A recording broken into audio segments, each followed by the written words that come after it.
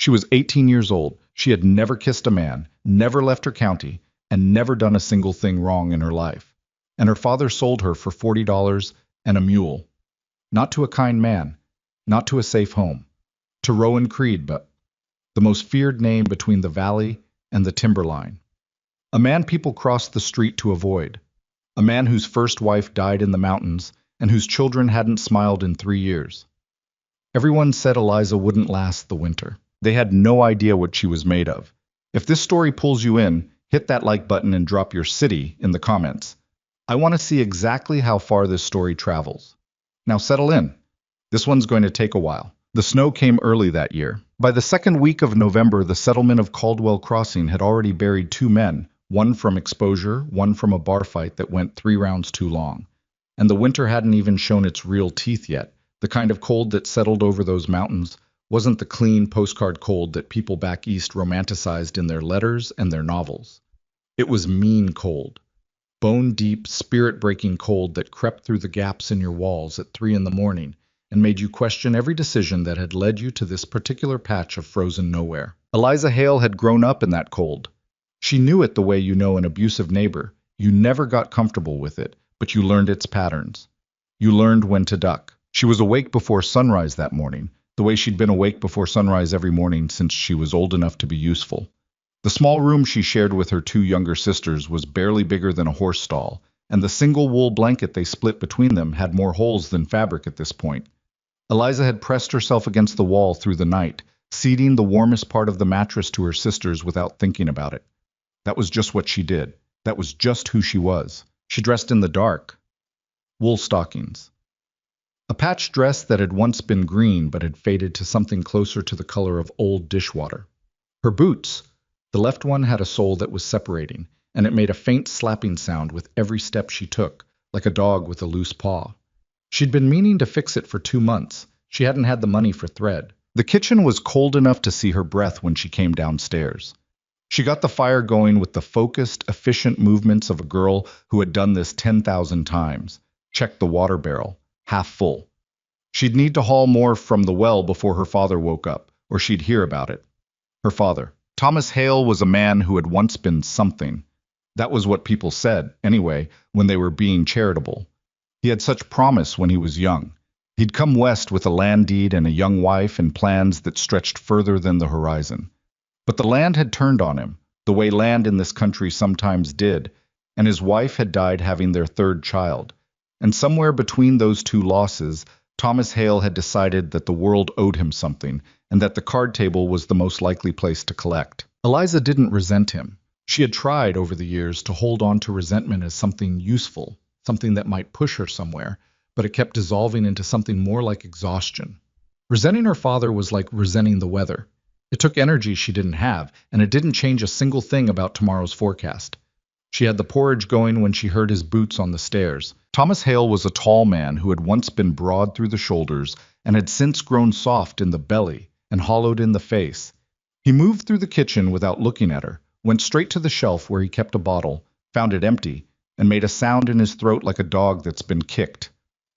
"There's porridge," Eliza said. "I can see that." He sat down at the table. She set a bowl in front of him. He stared at it. Something was wrong. She could feel it the way you feel a shift in barometric pressure, not with any specific sense, just with the back of your neck. Some animal part of the brain that was older than language. "Papa," she said carefully. "Sit down, Eliza." She sat. He looked at her then, and what she saw in his face wasn't guilt exactly. It was something more complicated than that. Something that had already made peace with itself, the way a decision looks when it's been made in the dark hours and the making is finished and what's left is only the telling. "I need to talk to you about something," he said. She heard the whole of it in pieces, the way you hear bad news, parts of it landing clearly, parts of it just bouncing off the surface of your understanding and falling away. Rowan Creed. The name hit her first, before anything else. Even in Caldwell Crossing, where hard men were common as fence posts, Rowan Creed was a name people lowered their voices for. She'd heard stories about him since she was a girl, that he'd killed a grizzly with a hunting knife, that he'd broken a man's arm in the saloon with nothing more than one hand and no particular change in his expression, that he lived alone up in the high mountains with his dead wife's children and came down to the settlement only when he needed to trade furs, and that when he came, people found reasons to be somewhere else. She'd never seen him. She'd only seen the shape he left in the air around his reputation. Her father was talking. She made herself listen. The debt was $40. More, with interest, but $40 was what was left after Thomas had apparently surrendered everything else he had of value. The good rifle, the plow horse, the silver watch that had belonged to his own father. $40 and an old mule were what remained between Thomas Hale and a beating, or worse, from the men Creed did business with when he came to town. He said he needed someone to manage the house, her father said. He was looking at his porridge, someone who could cook and manage the children. He's got 3 of them, up there. Been without a woman in the house for 3 years. He bought me, Eliza said. Her voice came out flat. She hadn't intended flat. It was just the way it came out. It's more like an arrangement, Papa. She looked at him steadily. He bought me. Thomas Hale didn't answer that. There wasn't an answer that would have helped. When? She said. He leaves this afternoon. She breathed in, breathed out. She looked at the fire, the small orange heart of it behind the grate, the only warm thing in the room. Does he know how old I am? Eliza, does he know I'm 18? It's not that kind of Papa. She said it quietly. Just his name, like a door being shut. I was quiet for a long moment. Outside the window, snow was beginning to fall again. Not dramatically, just the thin, persistent kind that settled in for the long haul. He knows, Thomas said finally. She nodded once, slowly. She stood up, took her bowl to the wash basin, and set it down without making a sound. I need to pack, she said. She didn't cry. She'd learned young that crying in this house was something you did alone or not at all, and she didn't have time for alone right now. She had a few hours, and she was going to use them. She packed carefully. The practical things first, her warmest underlayers, the good wool socks she'd knitted herself over 3 winters, her mother's sewing kit with its bone needles and its thimble worn thin on one side, a small bundle of dried herbs she'd collected and hung herself, a book of medicinal remedies that had belonged to her grandmother, the pages soft and foxed at the edges, the handwriting cramped and difficult in places. She knew most of it by heart anyway, but the book felt like something to hold on to. Her sisters came to the doorway and stood there watching her pack. Ada was 15, Molly was 12. They had their mother's eyes, soft brown, the kind that went shiny with emotion before the rest of the face caught up. Where are you going? Ada asked, though Eliza suspected she'd heard more of the kitchen conversation than their father knew. Up the mountain for a while, Eliza said. Ada was quiet for a moment. With Rowan Creed? Yes. Eliza! Ada's voice had dropped to something close to a whisper. People say he's... I know what people say. Eliza folded her extra dress and set it in the bag. People say a lot of things. Not all of them turn out to be true. She didn't entirely believe that, but she said it like she did because Ada was 15 and she was going to be the one managing this household now. And she needed something steadier than fear to stand on. She pulled Ada into a hug, held her long enough to feel her sister's breathing slow from the tight, high-chest kind to something closer to normal. You take care of Molly, she said quietly. Make sure Papa eats. Don't let him at the bottle before noon. Just redirect him. Don't fight him about it. It's not worth the fight. Ada nodded against her shoulder. And fix that latch on the cellar door before it gets much colder. I was going to do it, but... She stopped, pulled back, looked at Ada's face. You'll figure it out. She hugged Molly separately, and Molly, being 12, just cried outright and didn't pretend otherwise. Eliza held her and rocked her slightly and said nothing at all, because there was nothing to say that wouldn't be a lie, and Molly was old enough to hear the difference. She met Rowan Creed at the edge of town at 2 in the afternoon. She'd formed a picture of him in her mind. The standard frontier brood of stories, red-faced and loud. The kind of man who took up space aggressively. She was prepared for that. She had her face set for that. He wasn't that. I was enormous. That part was true. Not just tall, but built in a way that suggested the mountains had made him, the same way they made boulders, through sustained pressure over a very long time. He had a dark beard shot through with early gray, and his hands, when she saw them, were so scarred and weathered they looked like something carved rather than grown. He was standing beside 2 horses and a loaded pack mule, checking the straps on his gear with the precise, unhurried attention of someone who understood that the difference between a strap done right and a strap done wrong could be the difference between coming home and not. He looked up when she approached. His eyes were gray. Not a warm gray, not slate or silver. A flat, functional gray, like the underside of winter clouds. They moved over her once, taking inventory, and then he turned back to the horses. "You Hales girl?" he said. "I'm Eliza Hale," she said. A pause. "You bring what you need?" "Yes." He nodded toward the horses. "That one's yours for the ride up. She's steady. Don't fight her on the steep parts, just let her pick the footing." That was apparently the extent of the introduction. He handed her a buffalo robe, heavy, smelling of smoke and animal and cold, without looking at her, and then he swung up onto his own horse in one economical motion and waited. Eliza stood for a moment. She looked back at Caldwell Crossing, the low brown buildings, the smoke coming up from the chimneys, the settlement that had been the entire geography of her life for 18 years. A man she didn't know was watching from the door of the saloon. A woman across the street was pretending to look at something in the opposite direction. Nobody came to say goodbye.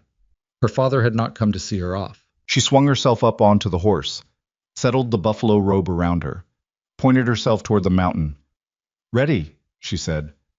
Rowan Creed made no acknowledgement. He simply rode, and she followed, and within 20 minutes the settlement had disappeared behind them, and there was nothing in any direction but pine trees and snow and the sound of wind pushing through both. The ride took 4 hours. She'd expected conversation and gotten none. She'd expected some kind of declaration of terms, what she was expected to do, what her position in his household would be, whether she should understand herself as a wife in name only or something else entirely. She got none of that either. Rowan rode ahead and she rode behind, and the only sounds between them were the horses breathing and the creak of leather and the mountain doing what mountains do. It gave her time to think. She used it. She cataloged what she knew. 3 children, no mother, 3 years without a woman managing the household. A man who came to the settlement for trade and left quickly.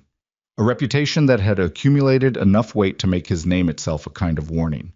She cataloged what she needed to do. Survive. Figure out the layout of whatever she was heading into. Find the points of leverage and the points of danger. Keep herself intact. She thought about her mother, who had died when Eliza was 11. Her mother had been a practical woman. Not cold, but practical, the way that women in hard country often were, because practicality was what kept you breathing. Her mother used to say, "You can be frightened all you want, just don't let the fear drive." The fear was driving right now, if Eliza was honest. It sat in her chest like a stone she couldn't swallow and couldn't put down. But she kept her back straight and her face neutral, and she watched the mountain coming up around her, and she made herself memorize it. The shape of the ridges, the direction of the wind, the way the pines grew thinner as the elevation climbed. Because information was survival, and she intended to survive. The light was going purple and gray when the cabin came into view. It appeared between the trees suddenly, the way things appear in mountain country. Without warning, without ceremony, just suddenly there. It was larger than she'd expected, solid, built from timber that had gone dark with age and weather. A structure that had clearly been made by someone who understood that beauty was a luxury and function was the point. A stone chimney, a covered porch, a woodpile to one side that was taller than she was and twice as wide. A good woodpile, Eliza noted. Whatever else this man was, he was not going to let his children freeze. Rowan dismounted without a word and began unloading the pack mule. Eliza sat on her horse for a moment, looking at the cabin. Then the door opened. 3 children stood in the doorway. The oldest was a girl, maybe 14, Eliza guessed, with dark hair and her father's watchful gray eyes. Behind her, a boy of maybe 10, and behind him, a smaller boy, maybe 7, who was mostly hidden behind the older girl's arm. The girl was holding a shotgun. It was pointed with complete steadiness directly at Eliza's chest. Eliza did not move. She did not raise her hands. She held very still, the way you hold still for a large dog that hasn't decided yet what it thinks of you. And she looked at the girl over the barrel of the gun. The girl looked back. Her jaw was set. Her hands weren't shaking. "Who are you?" the girl said. "My name's Eliza." She kept her voice even. Not bright. A forced brightness would have been wrong here. She could feel it. Just even. "Your father brought me up from the settlement." "I know what he did." The barrel didn't move. Why'd you come? It was a more complicated question than it sounded. Eliza took a breath. I came because I didn't have much of a choice, she said, and because somebody needs to help with this winter. A beat of silence. The wind moved through the pines. We don't need help, the girl said. All right, Eliza said. Another beat. The girl's eyes narrowed slightly. She'd expected argument, not agreement. Eliza let the silence sit. From behind her, she heard Rowan's voice, flat and final. Put it down, Nora. The girl, Nora, held for one more second, a second that made its point. Then she lowered the gun with the careful competence of someone who'd been taught to use it properly, not recklessly, and she stepped back into the doorway without a word. Eliza released a breath she hadn't entirely known she was holding. She dismounted and tied the horse to the post at the edge of the porch. When she reached the door, the three children were ranged across the inside of it like a small, hostile parliament. I'm Eliza, she said again, looking at each of them in turn. The older boy, dark-haired like his sister, with a smear of something across his chin that might have been grease or mud or both, said nothing. The smallest boy looked at her from behind the older girl's arm with enormous dark eyes and said, in a very small voice, Are you going to be our mama? No, Eliza said honestly. I'm not. I'm just someone who's going to be here for a while. She looked at Nora. Nora looked back at her with the gray eyes that were her father's, and something in them that was her own. A sharpness, an assessment, a waiting. Is there wood for the fire? Eliza asked. A pause. Yes, Nora said. Good. Then let's get it going. It'll be dark in an hour. The inside of the cabin was what she'd expected, and worse than she'd expected in different measures. The structure was sound. Rowan built things to last and clearly kept to that principle. But the management of the space had the unmistakable quality of a household run by grief. There were pelts hung on every available hook, not arranged but accumulated. Dishes stacked in a rough order that suggested efficiency without care. A table and 4 mismatched chairs. A sleeping loft that she could see a ladder leading to. The main floor had a rope bed in the far corner, a larger one, that would be Rowan's, and nothing else that served as a bedroom. She would figure out the sleeping question later. There was a stone fireplace and the beginnings of a fire that hadn't been tended recently and was mostly coals. She got it going properly. Found the kitchen area, a section of counter, a cast iron stove, shelves with supplies in rough order. Salt. Dried beans. A small barrel of cornmeal, cured meat hanging from the ceiling on hooks.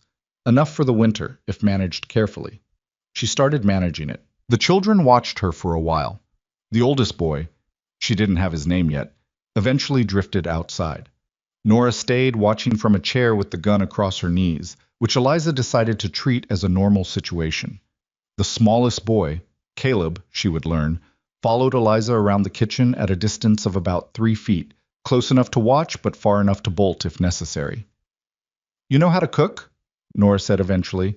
Not friendly, not unfriendly, just a question. Yes. What's your best thing?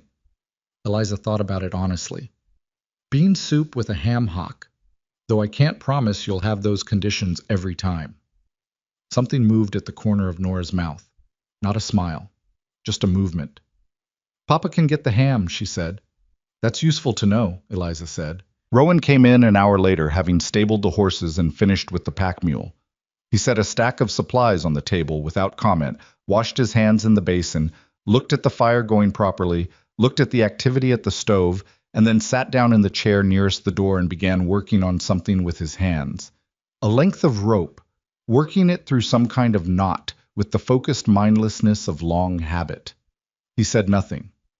She said nothing. The children ate the soup she made from what she found in the kitchen. Not her best work. She knew the space and the supplies too poorly for that. And for a while the only sounds were spoons against bowls and the fire and the wind outside, shaking the pine branches. After supper, Rowan pushed back from the table. Lofts for the children, he said. He was looking at the table when he said it. I sleep by the door. She looked at him. He looked at the table. And where do I sleep? She said. There's a pallet in the storage room. He still wasn't meeting her eyes. I'll put it by the stove. Warmer there. She thought about that. A separate room. A pallet by a stove. It wasn't what she'd feared. Not tonight, at least. Thank you, she said, and meant it more than the words could really carry. He made a sound that wasn't quite a response and went back to his rope. She lay on the pallet that first night listening to the mountain. It was different from town noise. Not quieter, exactly, just differently loud.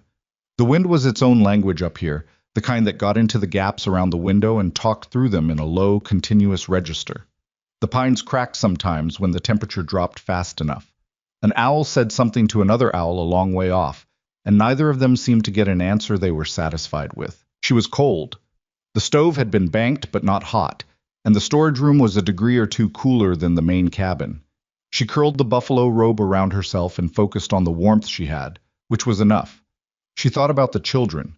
Nora, specifically, who had been the last one off the ladder to the loft, who had paused at the top and looked down at Eliza with those measuring gray eyes for a long moment before disappearing into the dark above. "We don't need help." That was what she'd said, from behind a shotgun. Eliza didn't take it personally. She understood it. If their mother had been gone 3 years, Nora had been managing since she was 11. She'd have found the systems. She'd have built the arrangements that kept things working. And now here was a stranger from the settlement threatening to disrupt all of it, handed to them without warning by a father who made decisions without consulting his children. Eliza would need to be careful with Nora. Not soft. Nora would smell softness and distrust it. But careful. Patient. She'd need to find the places where they could be useful to each other before she tried to find anything else. She thought about Rowan next. The man sleeping on his pallet, by the door, by his own description. The man who had bought her with her father's debt. She tested the word in her mind. Bought. It was the correct word, and she wasn't going to sand the edges off it, but he had not touched her. He had not looked at her in the way she'd braced for, the flat proprietary way that certain men looked at women they'd acquired. He'd looked at her the way you look at a situation, assessing it, identifying what it would require. She was a solution to a problem. She understood that. She could live with that, at least for now, because a problem to be solved was better than prey to be consumed, and she'd arrived prepared for the latter. She pulled the buffalo robe tighter. Outside, the mountain wind dropped for a moment, just a moment, and in the sudden absence of it, she heard a small sound from above, the creak of a child turning over in sleep, then quiet again. She closed her eyes. "Don't let the fear drive," her mother had said. She'd let it drive her this far. That was enough. She let herself sleep. She was up before anyone in the cabin the next morning, and the morning after that, and the morning after that. She learned the place the way you learn a difficult text.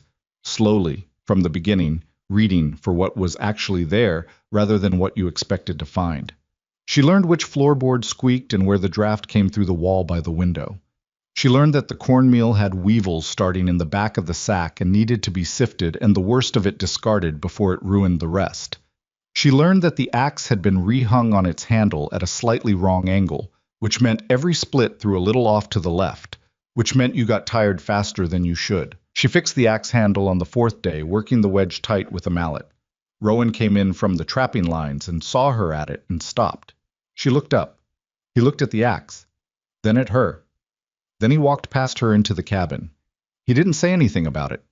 But the next morning there was an extra pair of wool mittens laid near her outdoor boots, without note or explanation. They were too large for her hands, but they were warm, and she wore them. She learned Caleb first. Caleb was the easy one, 7 years old and starved for someone to talk to. He attached himself to her with the straightforward trust of small children who haven't yet learned to curate their affection. He told her everything. He told her about his dog that had died last spring, and about the fish he'd caught in the creek in the summer, and about how Nora had once killed a rabbit with a rock when they ran out of shot. He told her his mother's name had been Helen and that she'd smelled like pine soap, and he delivered this information with the same conversational lightness as the rabbit story, the way small children sometimes deliver enormous things, not because they don't feel them, but because they haven't built the apparatus yet to know they need to be handled carefully. Eliza listened to all of it. She didn't fill the pauses with false warmth, and she didn't treat any of it as more or less than it was. She just listened, and when Caleb ran down, she gave him small tasks that made him feel useful. Stirring the pot, carrying small loads of wood, holding the other end of a length of fabric she was mending. The middle boy, Jesse, she learned, was harder. He was 10 and had his father's quality of silence. Not comfortable silence, but defended silence. a boy who had decided that the best strategy for managing uncertainty was to say as little as possible, and therefore give as little away as possible. He did his chores without being asked and without complaint, which was either good discipline or suppressed desperation, and she wasn't sure yet which. She made a point of noticing when Jesse did things, not praising loudly. That would have embarrassed him. Just noticing. Firewood stacked neat, she'd say, without looking at him, and move on. She watched him, in her peripheral vision, absorb that without reacting to it, and file it somewhere. Nora was the project. Nora ran the household in her way. There was a system, even if it wasn't particularly efficient, a way the dishes were done, a way the laundry was handled, a particular logic to how things were organized on the shelves. Eliza didn't touch any of it for the first week. She worked beside the existing system, not against it, asking Nora's permission for each adjustment as if she were a guest in the house rather than an installed fixture. "Could I reorganize the shelf with the cooking supplies?" she asked one morning. "I'd put things back the same way if you prefer it." Nora looked at the shelf. "What would you change?" "The salt's too close to the stove. It'll pull moisture. Better against the inner wall." A pause. "All right," Nora said. "Small things, slow things." She didn't push for more than each day could hold. At the end of her second week on the mountain, Eliza was splitting wood in the cold, clear air of mid-afternoon, when she heard the horses come back and knew from the sound of it, the pace, the weight, that Rowan was back from his lines earlier than usual. She kept splitting. She'd gotten decent at it. Her hands were already starting to change, the soft inside skin going rough and pink, calluses beginning to form at the bases of her fingers. It was not pleasant. She'd decided to treat it as useful information about what the mountain required. Rowan put the horses up. He came out of the barn and walked past her toward the woodpile and stopped. She split a log, set up another. "You're wasting effort," he said. She looked up. I was watching her with those flat gray eyes. "You're muscling it. That's not where the power comes from." He walked over, and for a moment she had the instinctive full-body awareness of him being large and close, which she controlled into stillness. He picked up a piece of unsplit wood and set it on the block. "Hips, then shoulders. The axe does the work if you position it right." He demonstrated. Once. The wood split clean. She watched. "All right," she said. Try it." She tried it. It was better. Not as clean as his. She didn't have his mass, but notably better. "Wrists loose," he said.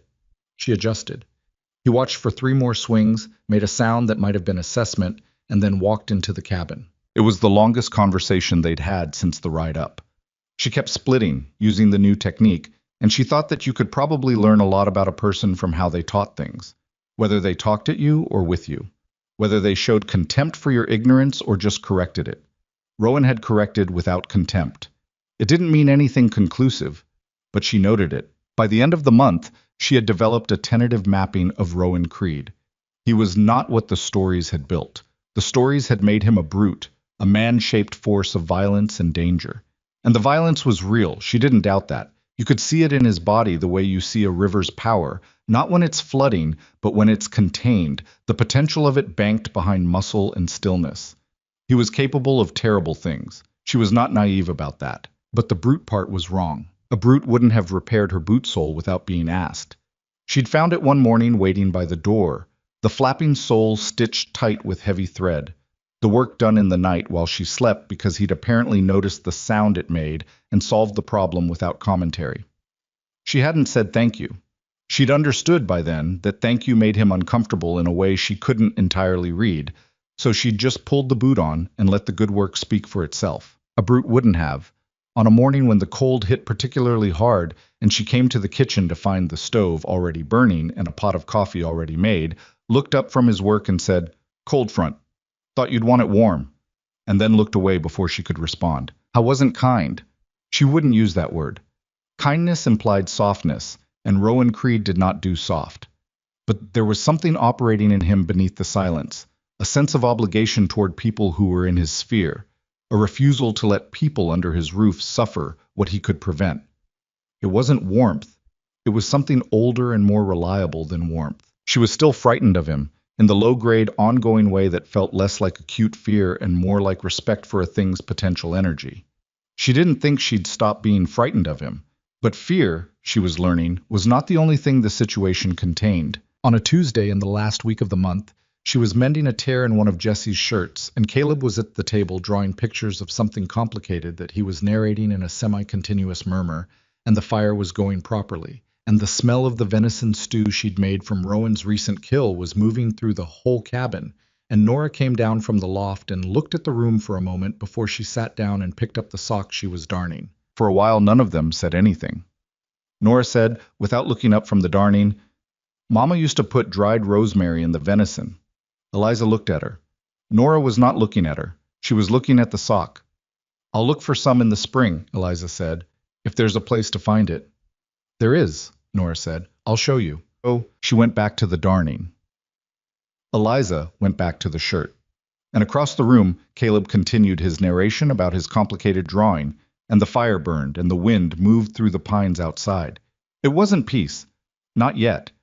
But it was something that peace might eventually grow from, the way things grew in hard country. Slow, unlikely, and stubborn against all odds. Harlan Pike arrived in the second month. She heard the horse first, then heard Rowan's chair move. Not quietly, a scraping sound that meant he'd stood fast. And by the time she came from the storage room where she'd been taking inventory, Rowan was already at the window, looking out with an expression she hadn't seen on him before.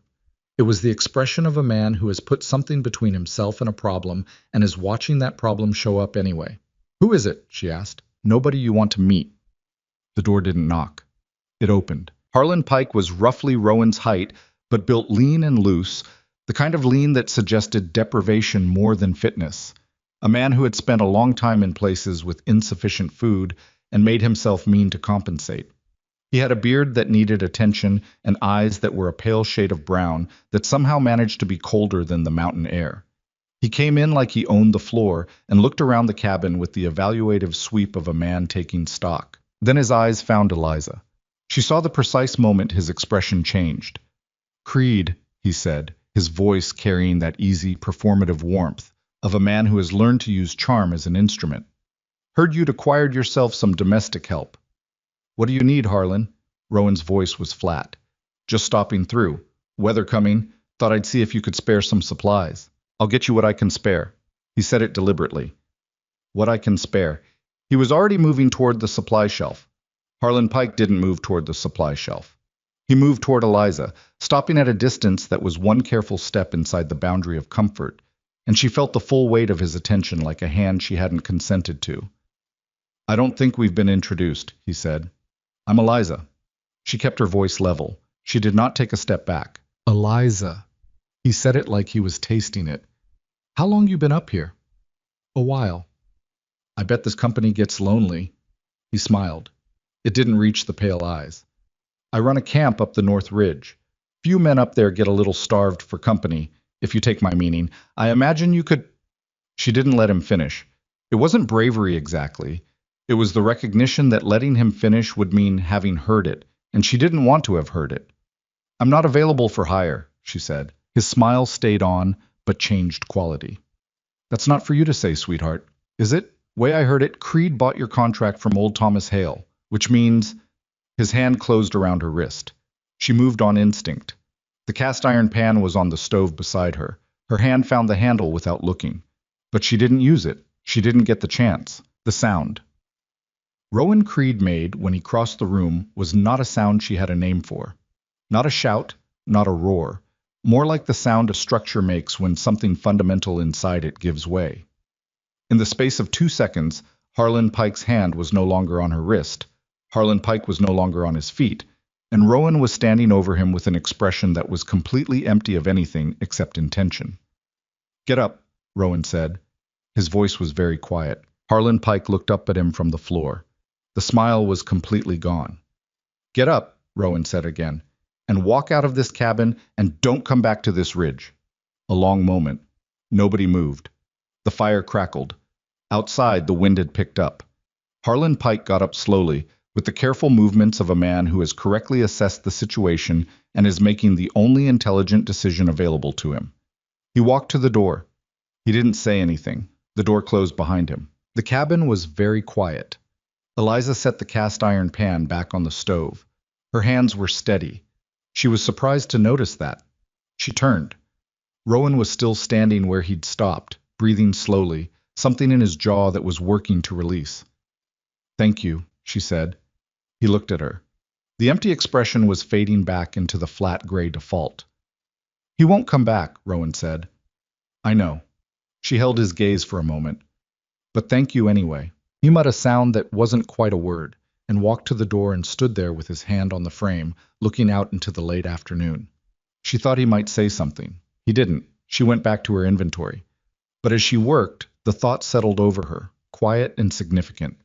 The most dangerous man on this mountain had just used every ounce of that danger on her behalf. She wasn't sure yet what that meant, but she held it, the way you hold something whose weight you haven't fully assessed, and she filed it away in the part of herself that was still trying to understand where she was. And what, and who, she had been brought here to survive. After Harlan Pike rode off the ridge, the cabin settled back into its usual rhythms, the way water settles after a stone's been thrown, slowly, with ripples still moving underneath the surface. Rowan didn't mention what had happened. He never mentioned it. He simply went back to checking his gear, then took himself to bed early without supper, which Eliza had come to understand was how he processed the things that cost him something to do. He went quiet, and he went still, and he worked it out alone in the dark, the same way the mountain worked out its weather. She didn't push. She cleaned up the kitchen, got Caleb through his evening routine, and lay on her pallet with the buffalo robe pulled up to her chin, listening to the wind and thinking about a man who had thrown another man across a cabin floor without a word of hesitation, and then stood there afterward looking almost bewildered by his own capacity for it. That was the contradiction she kept coming back to. Not the violence. She'd expected violence, at least as a possibility. It was what the violence had been for. Harlan Pike had put his hand on her like she was something to be appraised and borrowed, and Rowan Creed had ended that in 2 seconds flat. Not because she was his property to protect. At least, she didn't think that was all it was. It had looked less like possession and more like something that had tripped a wire in him, something older and less reasoned than ownership. She thought about it until she fell asleep, and she didn't have an answer when she woke up, so she got the fire going and started breakfast and let it sit unresolved, because some questions in hard country had to wait until the season was right for them. The real war inside the cabin wasn't between her and Rowan. It was between the cabin itself, soaked in the memory of the woman who had run it before, whose absence sat in every corner like a stain that had dried and set, and the fact that life kept on requiring things regardless. The fire needed feeding. The children needed feeding. The wood needed splitting, and the water needed hauling, and the hides Rowan brought back from the trap lines needed processing, which was a task she had never done before in her life and learned badly and slowly and with a great deal of quiet swearing in the storage room where nobody could hear her. Nora could have helped her with it. Nora knew how. Eliza could see it in the way the girl watched her struggling with the scraper, the precise angle she'd need, the places the hide was likely to tear if you were careless. But Nora didn't offer, and Eliza didn't ask, because asking Nora for help felt like a negotiation she hadn't earned the standing for yet. So she figured it out herself, badly at first, and then less badly, and by the third hide she was doing it well enough that it stopped being an emergency. Jesse found her at it one afternoon and stood in the doorway of the storage room watching for a long moment. He was holding a piece of harness leather he'd been mending. He was good with his hands, Jesse, careful and exacting in a way that made Eliza think of a much older person. "You've got the angle wrong," he said. She looked up. "Show me." He hesitated. Then he came in and showed her without a word of preamble, adjusting the scraper in her hands, with the brisk competence of someone who learned things by doing them and communicated the same way. She watched, corrected, tried again. "Better," he said, and went back to his harness. It was the first time Jesse had spoken to her without being directly spoken to first. She filed it under progress, though she was careful not to make anything of it out loud, which would have embarrassed him back into silence. The days had a shape now, even if the shape was brutal. Up before light, fire, breakfast. Chores that went from the practical to the physical again in an unrelenting sequence that left her so tired by evening that sleep came fast and without ceremony. She stopped dreaming, mostly, which was a relief.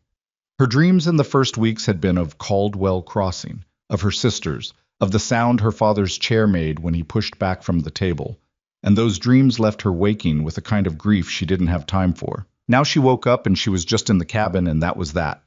Rowan came and went on his trap lines with a regularity that the weather only occasionally interrupted. He was gone before she was fully awake some mornings, back by mid-afternoon on good days, later when the snow was bad, or when something on the lines had gone wrong.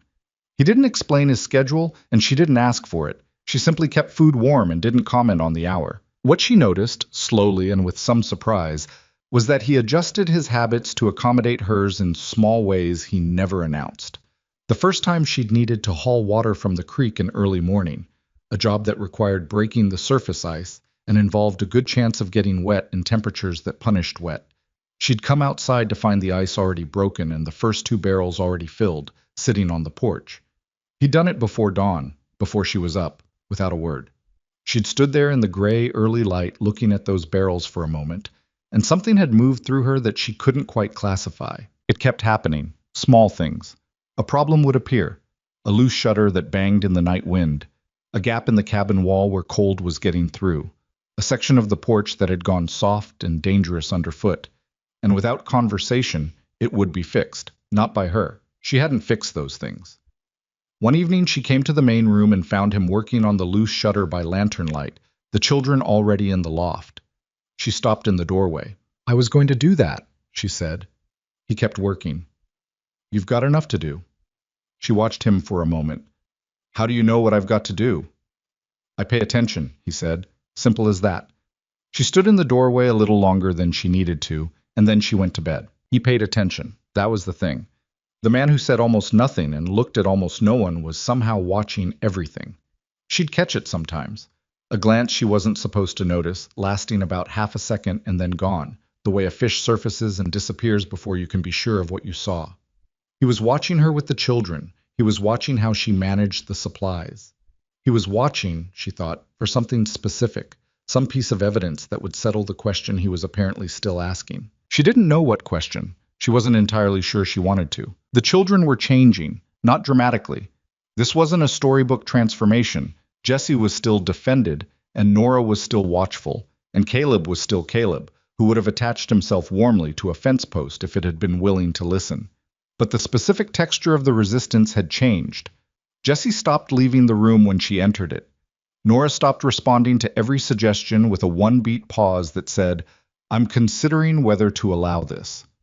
Caleb had started sleeping with a worn piece of quilt that Eliza had stitched back together for him, carrying it around the cabin with the solemn attachment of small children to things that have been repaired with visible care. One morning, Nora was at the table working on her arithmetic. She was doing it herself, from a tattered primer that had seen better decades, because there was no school on this mountain, and there wouldn't be. And Eliza sat down across from her without asking and looked at what she was working on. "You've got the division wrong," Eliza said. "The last 3 problems." Nora looked at her with the gray eyes. "How do you know?" "I went to school until I was 15. Not fancy school, but school." She turned the primer around. "Look, you're not carrying the remainder." A pause. "Show me." So Eliza showed her, and Nora learned it with the swift, clean uptake of a smart person who has been operating without enough information, the way a fire takes when it finally gets sufficient air. They worked through it for an hour, Eliza explaining and Nora asking questions that were sharp and specific and revealed exactly how much she'd already taught herself. "Who taught you?" Eliza asked eventually. "Mama, until she—" Nora stopped, recalibrated. "For a few years. She must have been a good teacher." "She was." A pause that had weight in it. "She was good at most things." Eliza held that for a moment. "What was her name?" "Caleb told me Helen." "Helena." Nora said it precisely, as if correcting the diminutive was a small form of honoring. "Helena Marie Creed. That's a good name." Nora looked at her. There was something in the look that Eliza couldn't entirely read. Not hostility, not warmth, something in between that was maybe just honest assessment. "She would have liked you," Nora said finally. "She liked people who didn't make a fuss about hard things." Eliza didn't answer right away. She was aware that Nora had just given her something significant, and that the way she received it mattered. "That's one of the better things anyone said to me in a while," she said. Nora almost smiled. She turned back to her primer. The weeks wore on and the cold deepened, and December arrived the way December arrived in those mountains, without ceremony and without mercy. The kind of cold that turned the snow to a fine dry powder that blew sideways and got into everything, that cracked the skin at the corners of your eyes and made breathing outside feel like swallowing glass. Eliza's body adapted, the way bodies do when they have no alternative. Her circulation had become more efficient. She stopped losing feeling in her fingers quite as fast. She moved through the cold with the specific economy of someone who has learned that fighting it wastes heat you need. She and Rowan had developed a kind of language by now. Not warmth, exactly. Not friendship. But a functional literacy of each other that meant they rarely had to explain themselves twice. That she could read from the particular set of his shoulders when he came in from the trap lines whether he'd had a good run or a bad one. And he could apparently read from something, she never identified what, when she was at the end of her resources and needed the evening to be quiet. On those evenings, he kept the children occupied, herding them up to the loft with a roughness that was not unkind, and she had the main room to herself for an hour, and she sat by the fire and just breathed. She was grateful for that. She was surprised to be grateful for it, and the surprise itself told her something, that she had stopped, without noticing when, expecting the worst from him as her default. One night, with the temperature outside somewhere that the thermometer's description of it felt almost inadequate, they were sitting in the main room after the children were in the loft. It happened sometimes, not often, but sometimes, that they were both in the room at the same time with nothing immediately requiring their hands, and the silence between them was less the absence of conversation and more a kind of companionship that didn't need conversation to be real. I was doing something with a length of wire. She was sewing. The fire was the good kind, the deep red kind that gives heat without drama. "Why'd you really come?" he said. She looked up. He wasn't looking at her. He was working the wire. "You know why," she said. "My father's debt. That's why he sent you." He kept his eyes on the wire. "That's not the same question." She thought about it. It deserved an honest answer. "Because I didn't have anything better to go to," she said. "And because I thought, whatever this was going to be, it was at least going to be something, not just more of what I was already doing." He was quiet for a moment. The wire moved through his fingers. "Was it what you expected?" he asked. "No," she said, "but I'm still here." He looked at her then, briefly. The flat gray eyes. Something in them she couldn't name, not warmth, not quite, but the shadow of something that warmth might eventually grow from, if the conditions were right. Then he looked back at the wire. "Good," he said. "Just that. Just the one word, delivered to the wire, to the fire, to the cold mountain air pressing against the walls of the cabin." She let it sit. She went back to her sewing, and he went back to his wire, and outside the mountain wind said whatever it had to say, and neither of them felt the need to say anything more. It wasn't love. She would not have called it that. It wasn't even close to that yet, and maybe it would never be. She'd stopped trying to project forward to what this was or wasn't going to become. But it was something true between them now, something that had been built the hard way, through difficult days and close quarters and crisis and patience, the way things got built out here that were worth the building. And when she finally banked the fire and took herself to the storage room and lay down on her pallet, she didn't lie awake cataloging fears. She lay awake for exactly as long as it took her body to let go of the day, which was not very long at all. The mountain kept its weather, the cabin kept its warmth. And somewhere up in the loft, one of the children was talking in their sleep. Caleb, she thought, that particular quality of murmur. And she listened to it for a moment with something she recognized eventually as peace, not the absence of difficulty. There was plenty of difficulty still to come, and some part of her already knew it, the way the body knows a weather change before the sky shows it. But peace anyway. The stubborn, earned kind. The only kind worth having. Caleb got sick on a Thursday. She knew it before he said anything, before he complained or cried or did any of the things a child does to announce that something is wrong. She knew it the way you know things when you've been living close to someone for 2 months.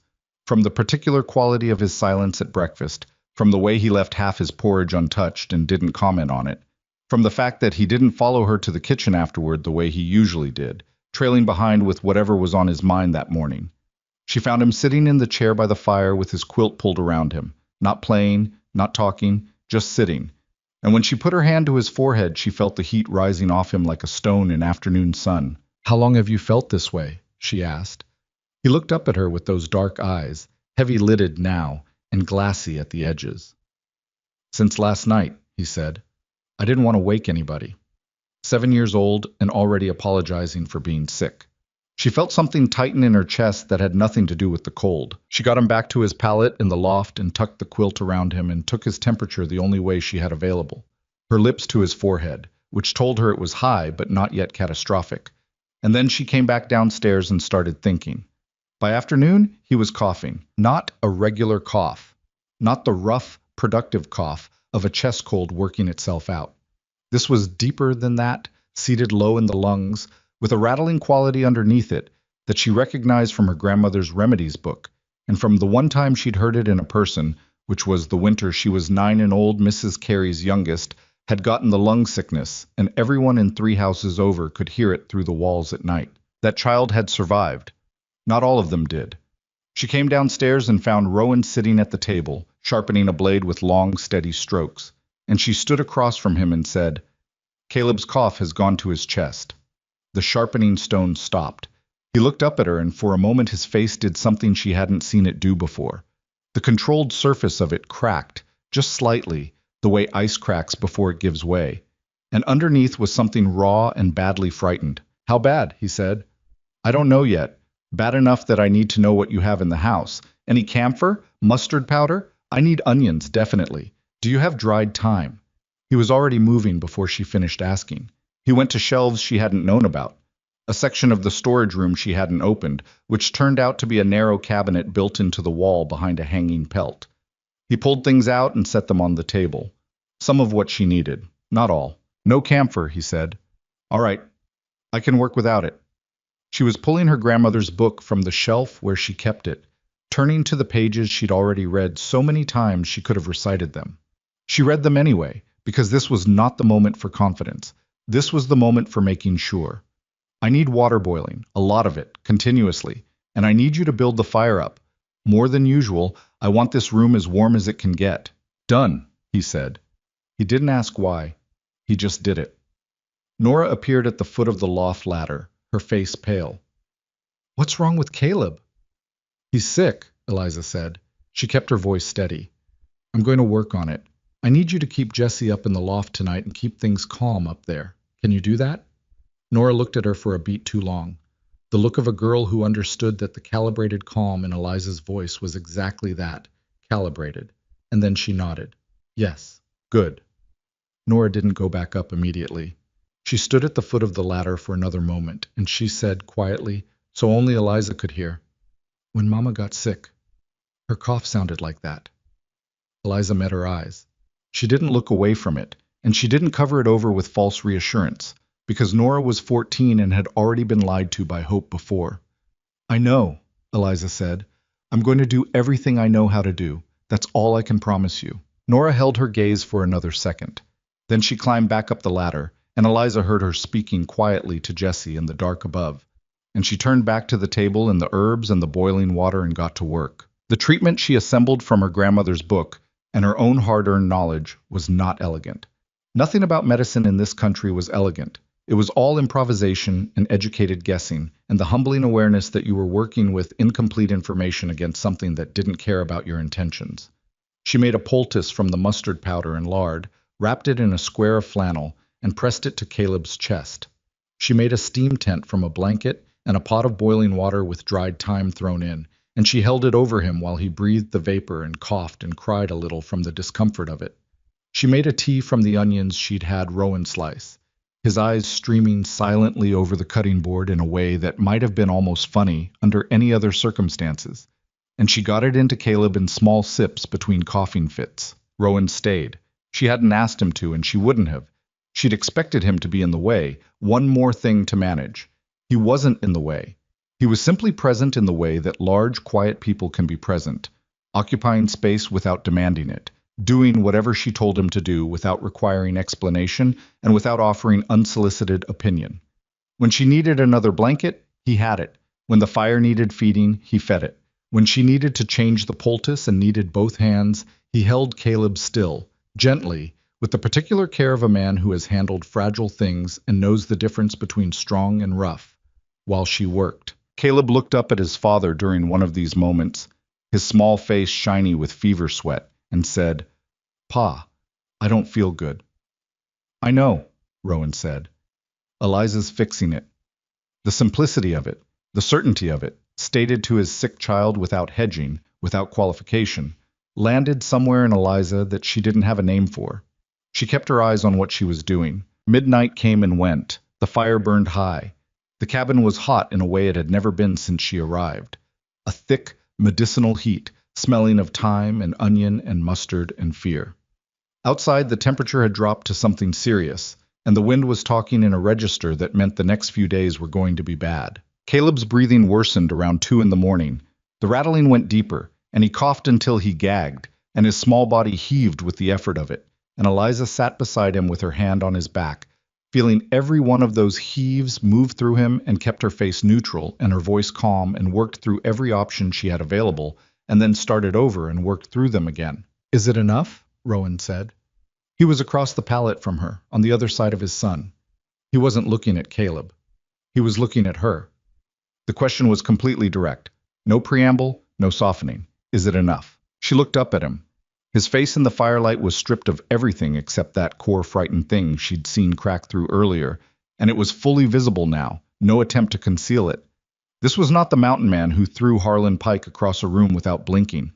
This was a father, sitting beside his sick child in the dark, asking the one person present who might have an answer whether his child was going to live. She did not look away from him. "I don't know," she said. "I'm doing everything I can. I'm not done trying." He held her eyes for a moment. Something moved through his face that she couldn't interpret. Not anger, not blame, something more private than either. "Helena?" he started and stopped. "I know," Eliza said quietly. "Tell me what happened with her. The cough. How it progressed. It'll help me know what to watch for." I was quiet for a moment. She could see the cost of it, opening that particular door. But he did it. He told her in short, precise sentences. The way a man tells something he's only half processed.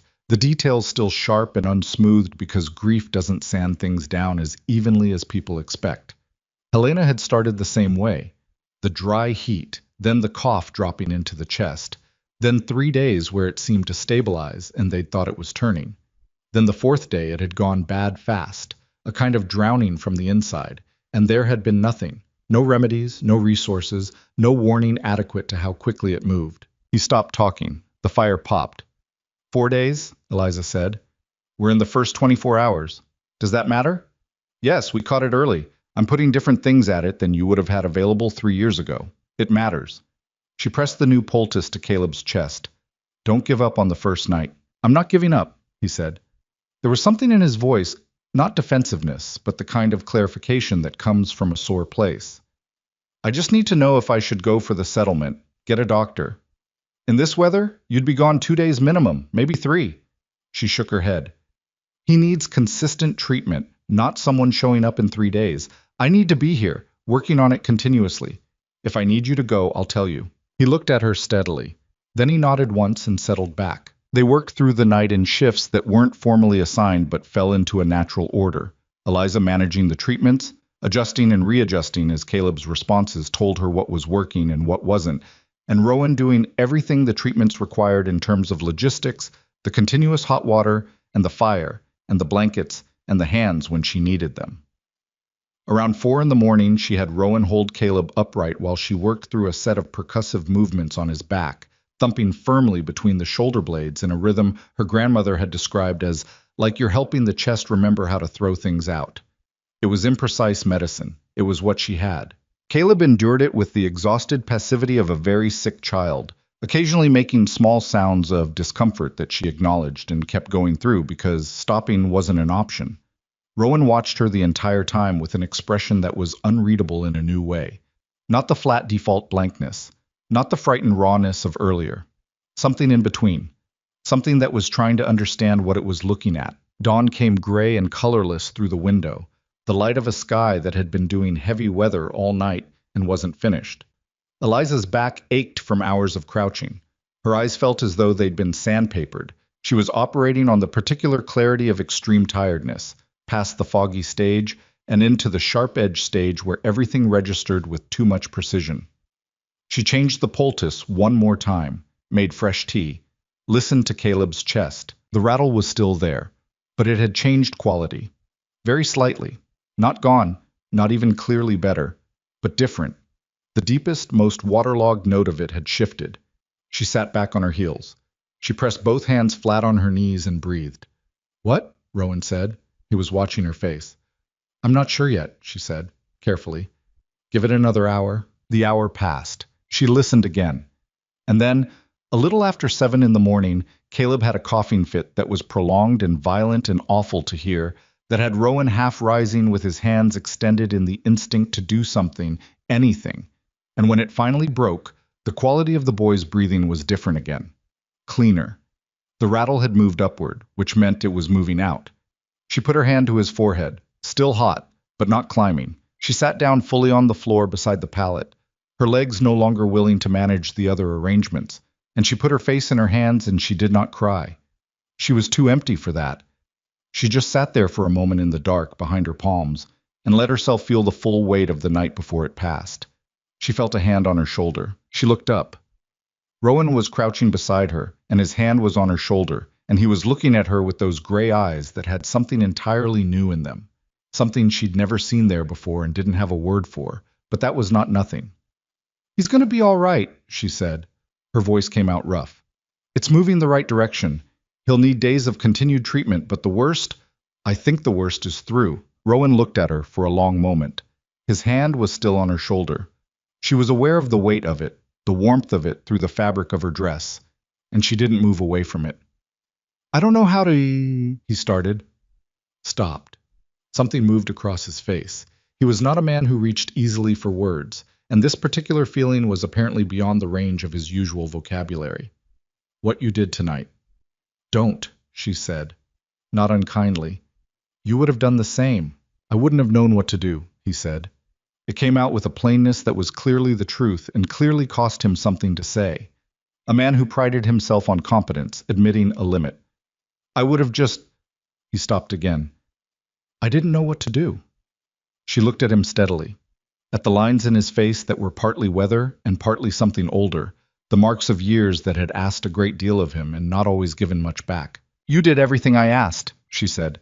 "That was everything." He held her eyes for one more moment. Then he did something she hadn't expected and couldn't have predicted. He reached out and took her hand, briefly, the way you might take someone's hand when language has given out entirely, and there's nothing else that covers it.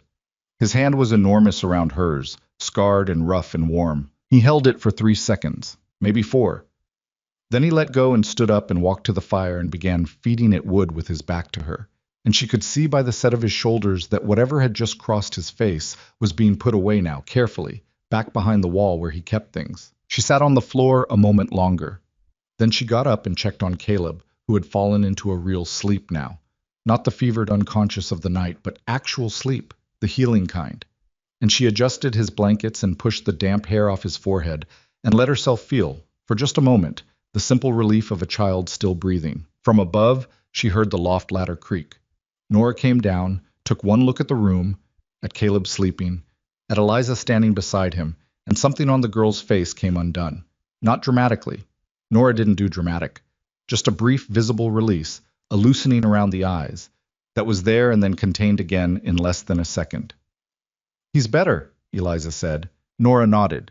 She came and stood beside Eliza and looked down at her little brother for a moment, and then she said very quietly, "Thank you."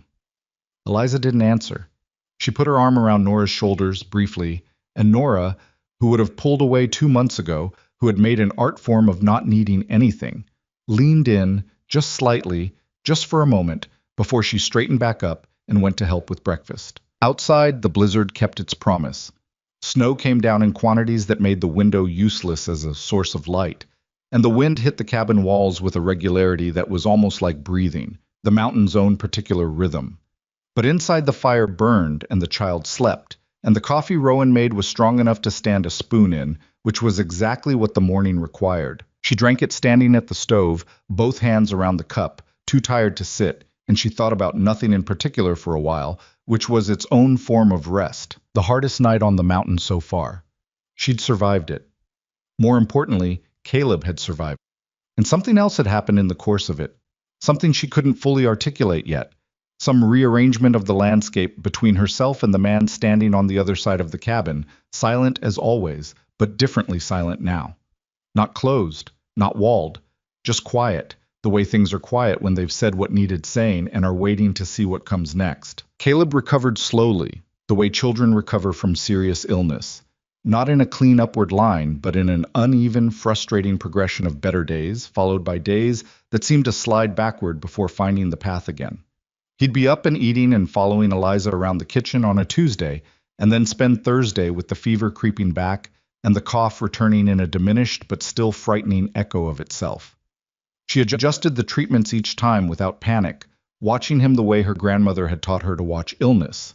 Not the surface of it, but the direction of it, the overall arc rather than the daily variation. By the end of the second week, he was sitting up playing with the carved wooden figures Jesse had quietly produced from somewhere, lining them up on his quilt in elaborate arrangements that he narrated to himself in a running undertone. The fever was gone. The cough was a remnant, a dry and occasional thing that would probably linger another month before it was truly finished. Rowan had watched the recovery with the contained intensity of a man slowly releasing a breath he'd been holding for days. He didn't say much about it. He expressed relief the way he expressed most things, through action, through the particular quality of his presence in the cabin, shifting back from that raw, stripped-open vigilance into something more like its usual steadiness. But it wasn't quite the same steadiness as before. Something had rearranged itself in him during those long night hours beside his son's pallet, and whatever it was, it hadn't rearranged itself back. He talked more. Not dramatically more. This was not a man who was ever going to fill a room with conversation. But in the evenings now, he would sometimes say things that weren't strictly functional. He told Jesse, one night, a story about a wolverine he'd encountered on the trap lines years ago that had outsmarted him 3 times running before he'd finally managed to outwit it. And there was something in the telling, a dry, self-deprecating thread running through it, that made Jesse laugh outright, a real laugh, startled out of him. It was the first time Eliza had heard Jesse laugh. She kept her eyes on her sewing and said nothing, but she held the sound of it somewhere private. He asked Eliza another evening about her mother. Just that directly. What was she like? Your mother. She looked up from what she was doing, surprised enough by the question that she didn't have time to decide how to answer it, which meant she answered it honestly. She told him about a woman who had been practical and funny in a dry way that most people missed, who had kept a garden in soil that barely deserved the name, who had known the medicinal properties of every plant within walking distance, and had passed that knowledge to Eliza with the deliberate intention of a woman who understood that knowledge was the one thing nobody could take from you.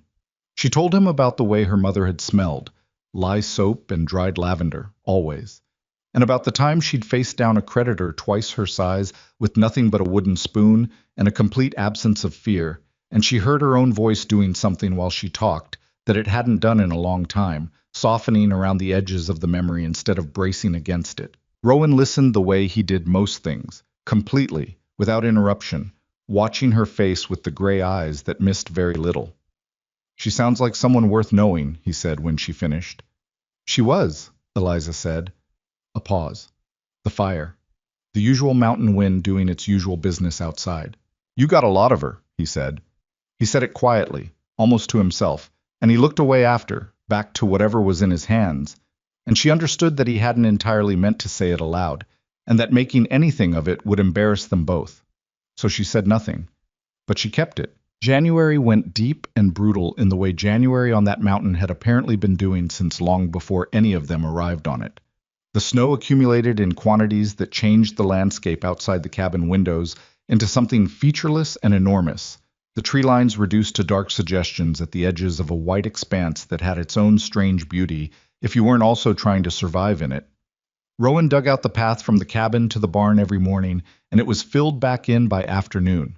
He stopped fighting it and started managing it, a different set of priorities for which paths mattered most and which ones could wait. Eliza's body had changed in ways she noticed in moments when she caught her reflection in the single small mirror in the storage room.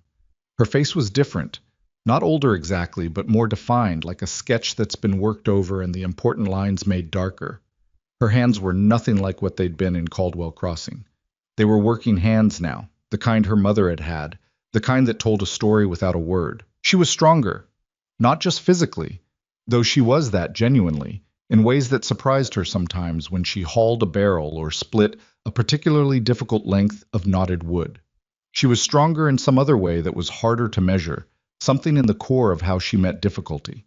She'd stopped waiting for things to get easier. She'd started just working with what was. The children were different too.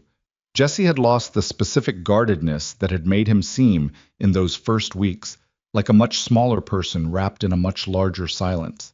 He was still quiet, that was his nature, probably always would be. But it was a quieter quiet now, the kind that came from contentment rather than defense. He'd started teaching Caleb to carve, the two of them sitting by the fire in the evenings with small knives and pieces of pine, Jesse instructing in the terse, precise way he did everything, Caleb chattering through the lesson and somehow absorbing it anyway. Nora was the one who surprised her most. The girl who had pointed a shotgun at her chest on the first day had become, incrementally and without ceremony, something close to a partner. They ran the household together now, in a genuine collaboration that didn't require discussion because they'd learned each other's rhythms, who handled which tasks, who made which decisions, where one left off and the other picked up. Nora still had her father's quality of assessment, that watching, measuring attention, but it was directed outward now instead of at Eliza, turned toward the problems of the day rather than the problem of whether Eliza was safe to trust. One morning, working beside each other over the wash, Nora said without preamble, "I want to learn more medicine. What you did with Caleb." Eliza wrung out a piece of cloth. "I can teach you what I know, which isn't everything. More than nothing." "True." She looked at Nora. "We can start with the book. Some of it's hard to read. The handwriting's difficult. I'll figure it out." Eliza believed her. "After the wash," she said. They started that afternoon going through the remedies book page by page, Eliza translating the cramped handwriting and explaining the reasoning behind each treatment, while Nora listened with her total focused attention and asked the kind of questions that revealed she was already 3 steps ahead, already extrapolating, already thinking about what she'd do when the specific situation described didn't match exactly what was in front of her. She was going to be good at it. Better than good, maybe. It was mid-February when the avalanche happened. She heard it from inside the cabin, a sound she'd never heard before and recognized immediately as wrong, a deep concussive rumble that was too sustained to be thunder and too rhythmic to be whined, rolling down from the upper ridge with a quality of mass and finality that made the cabin walls shudder slightly in sympathy. She was at the stove. She put down what she was holding. Rowan had left that morning for the upper trap lines. The same upper ridge. Nora was at the table. Their eyes met. "That was the upper ridge," Nora said. "Yes." A beat of silence. "He knows the mountain," Nora said. She was saying it the way you say things when you're talking yourself into a position, building the case. "He's been on it 20 years. He'd know if there was risk of—" "Yes," Eliza said again. She was already moving, coat, gloves, her heaviest boots. She went to the corner where the emergency gear was kept. Rope, the small hand axe, the fire kit in its waterproof pouch. And she began checking and assembling with the focused speed of someone who has decided on a course of action and is past the point of deliberation. "You can't go up there," Nora said. She had stood up from the table. Her voice was controlled, but the control was clearly costing her. "You don't know the upper lines. You don't know where he'd have been. Do you?" A beat. "Yes," Nora said. "Then you're going to tell me before I leave." "I'm going with you." "No." Eliza pulled the rope coil over her shoulder. "You're staying here with the boys. If something happens to both of us—" She didn't finish that sentence. She didn't need to. Nora stared at her. The gray eyes doing their assessment work, and this time what they were assessing was Eliza's capacity and her seriousness, measuring both against the size of what was outside. "Northwest from the tree line," Nora said finally. "Follow the creek bed until you hit the boulder field. His lines run through the pines on the east side of it. That's where he'd have been this morning." "How far?" "Hour. Maybe more in this snow." Eliza looked at Nora's face. All the things sitting in it, fear and the discipline she was putting over fear, and something underneath both that was maybe the first fully unguarded look Nora had ever given her. "I'll bring him back," Eliza said. She went out into the cold. The world outside the cabin had been rearranged by the avalanche. Even at this distance from the upper ridge, she could see the way the snowfield on the high slope had changed shape, the clean contour of it replaced by a rougher, collapsed topography. She didn't let herself think about what that meant for a man who had been somewhere in the middle of it. She just moved, The snow was deep and uneven, the kind that looked manageable on the surface and then suddenly dropped you into the hip with no warning, and she moved through it with the steady, unglamorous labor of a woman who had been building physical strength for 4 months in the hardest school available. She was winded within the first 20 minutes. She kept going. She found the creek bed and followed it northwest, past ice-covered rocks and the skeletal winter forms of brush that would be green come spring.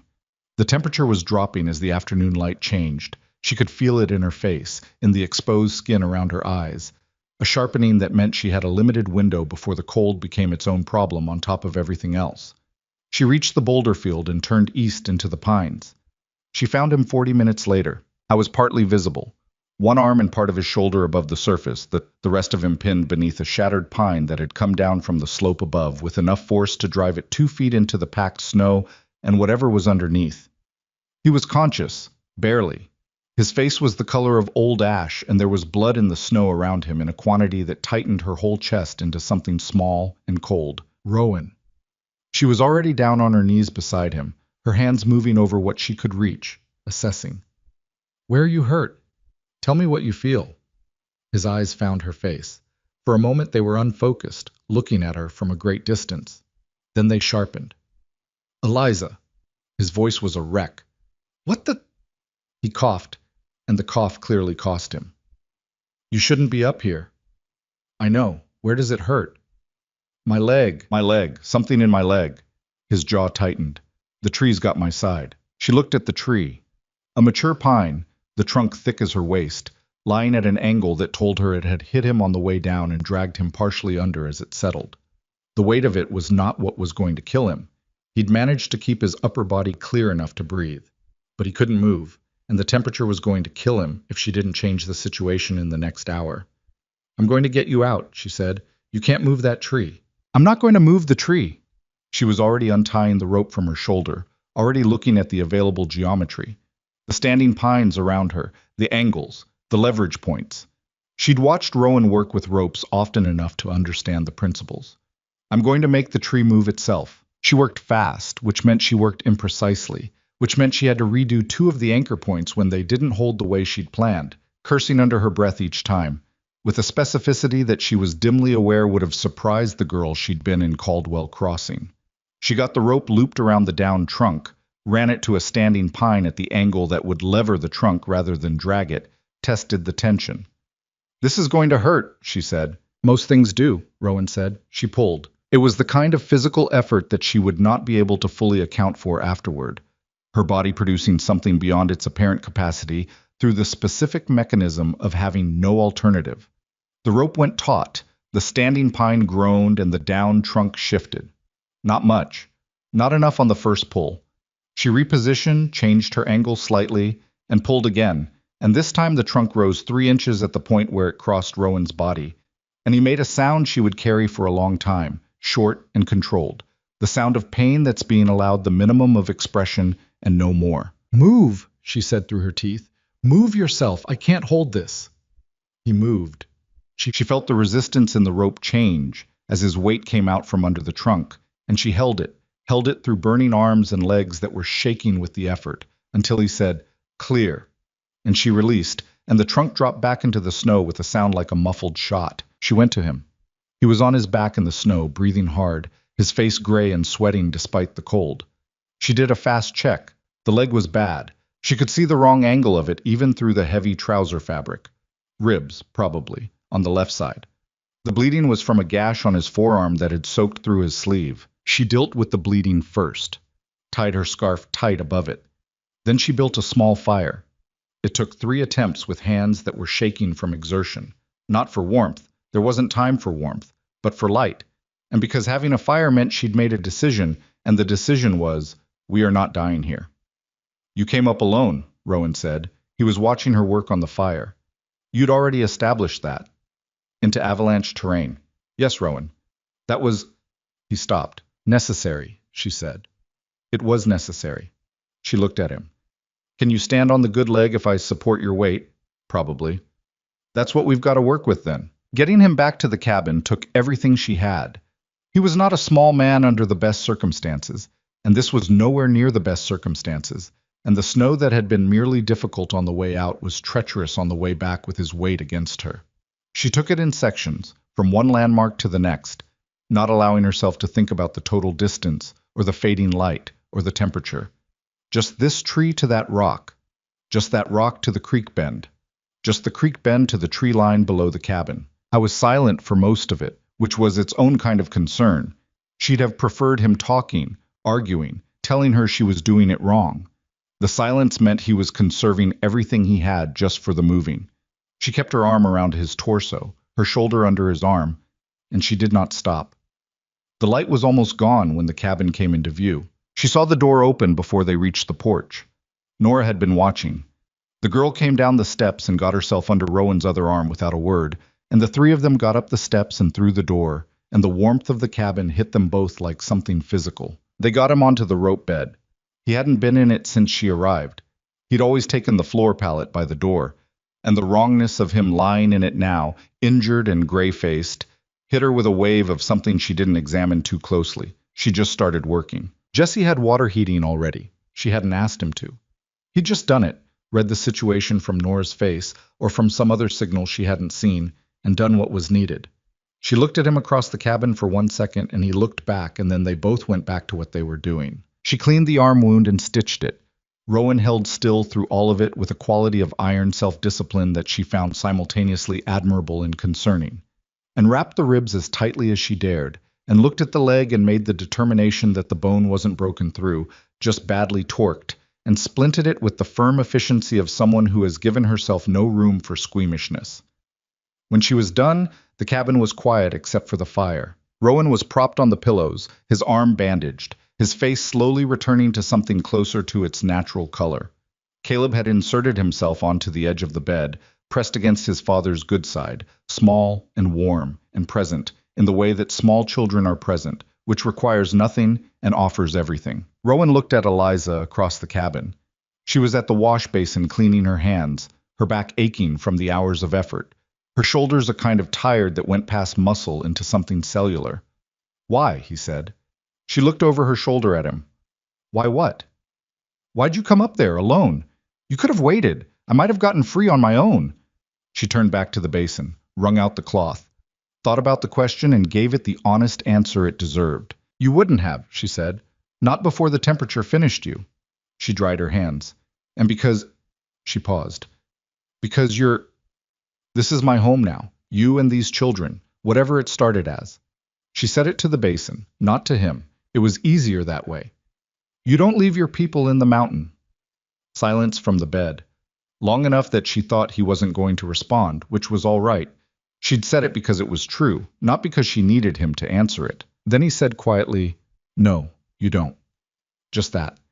But the way he said it, the weight that was in it, the particular frequency of it, she understood that he wasn't just agreeing with a principle. He was saying something else entirely, something he didn't have the words for and probably wouldn't try to find, not tonight, maybe not for a long time. She turned around and looked at him. He looked back.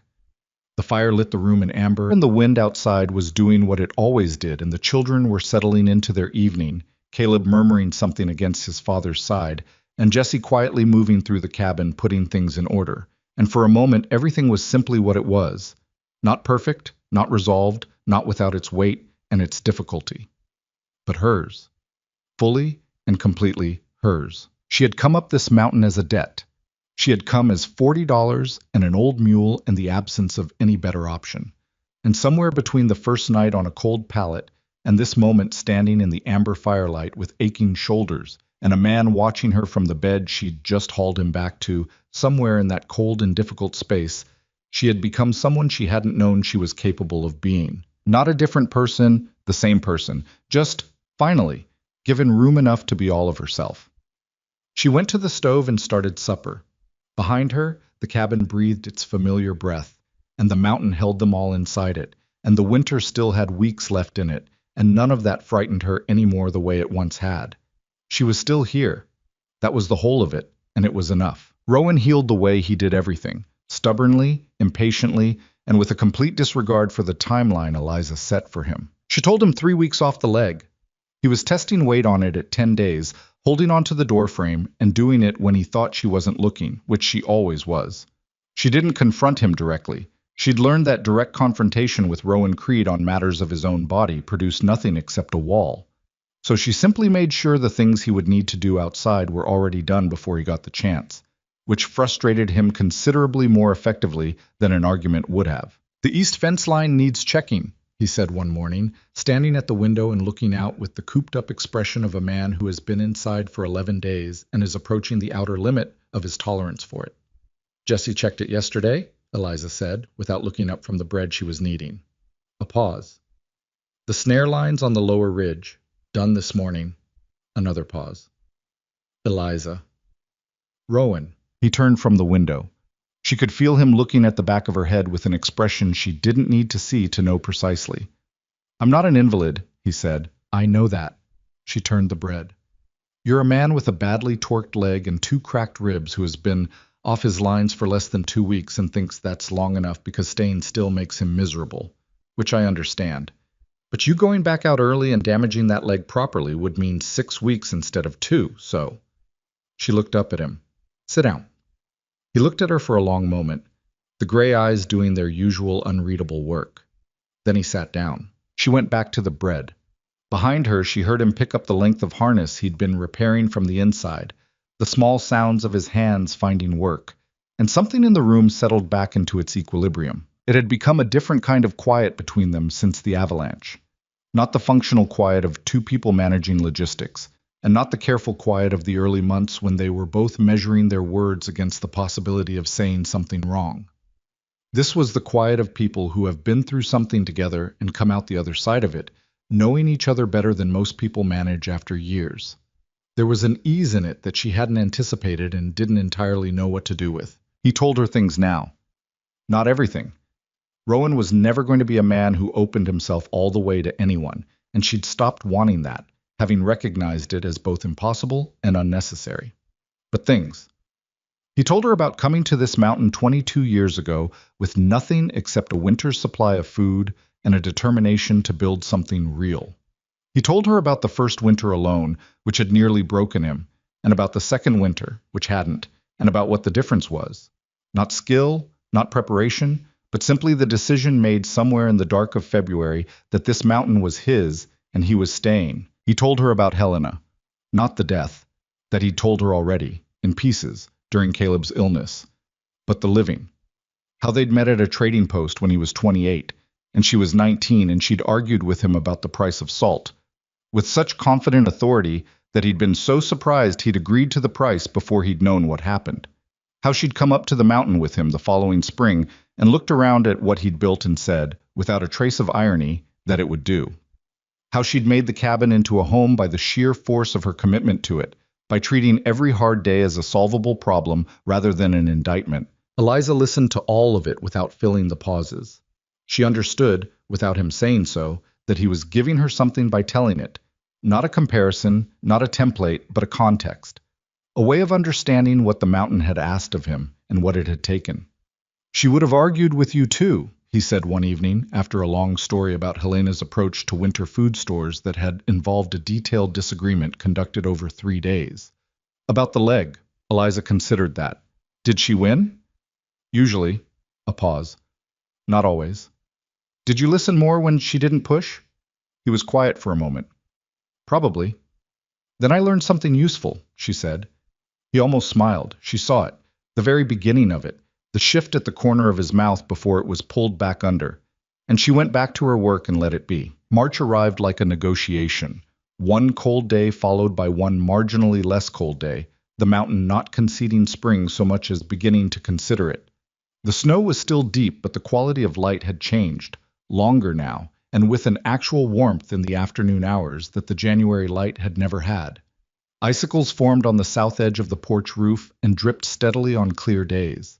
The creek, which had been locked since November, began to speak again under its ice, a low mutter that grew daily. Rowan was back on his trap lines in the 3rd week of February, technically 2 days earlier than Eliza had approved, but close enough that she decided not to fight it.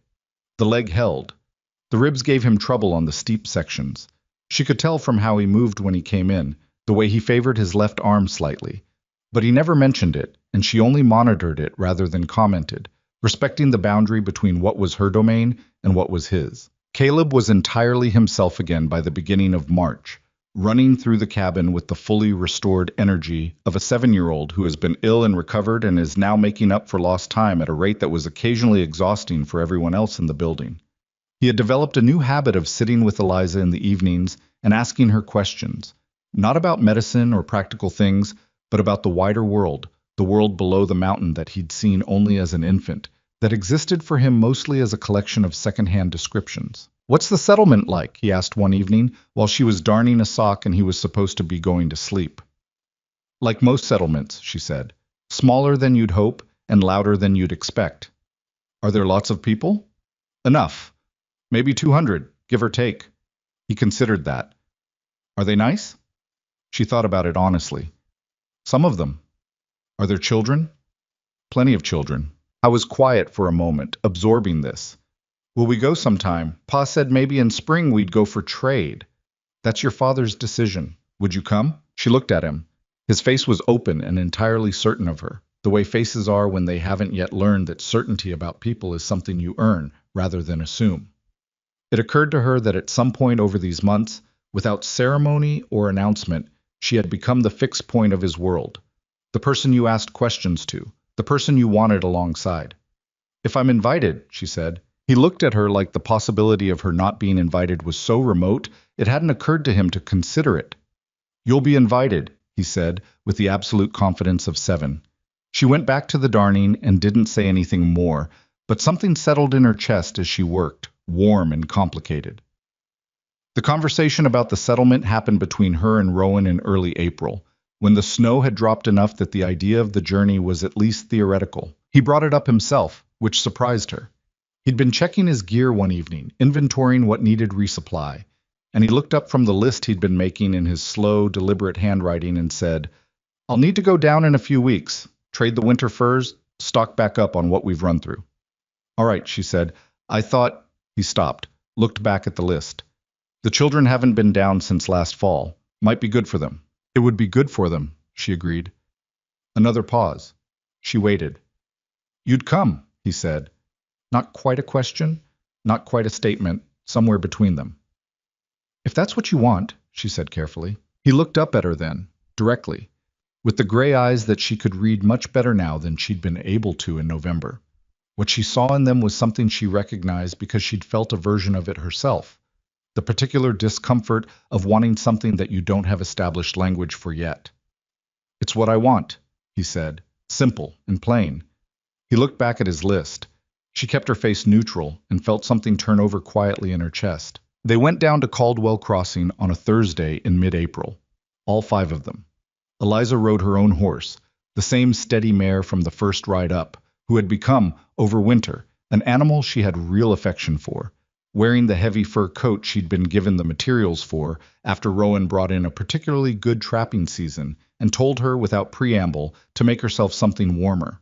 She'd made it herself, working at it over 3 weeks of evenings, and it fit the way things fit when you've made them for your own body. She rode beside Rowan. The children spread out between them and behind them, Caleb on a small pony that he managed with the solemn pride of a boy who has been trusted with something real. She had not thought much about returning to the settlement.